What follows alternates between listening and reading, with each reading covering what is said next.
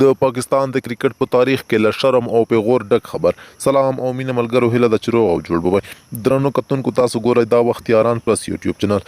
که چیرته تاسو د سپورت او سیاست مینوال یاست نو زموږ چینل مو په خدمت کې دی، خامخا یې در سره سبسکرایب کړئ. پاکستانی کرکټ لوبغاړي وایي هیڅ چا نه پیژندم چې زه جنایي یم. نیندادار هغه پاکستانی پیغله ده چې د استرالیا د ښځو په تجارتي لیګ وومن بیګ باش لیګ کې لوبیږي. هغه وایي کله چې مې کرکټ کاوه نو له هلکانو سره به بوخته وم. هغوی په دې نه پوهېدل چې زه جنایي یم، خو کله چې پوه شول زما سره یې علاقه او تشویق نور هم زیات شو. نیندادار وایي له خپل ورور او تره زوی سره به یې په کوڅه کې زیاتره وخت کرکټ کاوه چې وروسته بیا دا خبره تر لوبغالي ولاړه.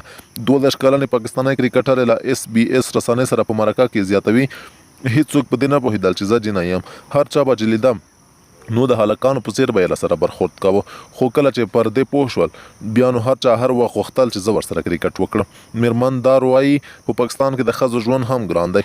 کرکټ خو پرېږده، دا سخته وه چې زه د په لویېدو سره کرکټ وکړم او بیا د پاکستان د ښځو لوبډلې ته راشم. نیندادار د خپل برید کوونکي د پوهنې له امله د بوم افرید لقب هم وړی دی. نیندادار وایي غواړي د پاکستان د کرکټ د ښځو د لوبډلې داسې یوه فعاله لوبغاړې شي چې د شهید افریدي غوندې خلک راته د بوم افریدي په نوم یادونه کوي. ملګرو، له تاسو څخه ډېره زیاته مننه چې ویډیو مو راسره تر پایه پورې وکته. که زموږ چینل ته نوې راغلي یاست نو زموږ چینل خامخا در سره سبسکرایب کړئ تر څو موږ د لا زیاتو ښایسته ویډیوګانو د جوړولو لپاره تشویق شو. مننه.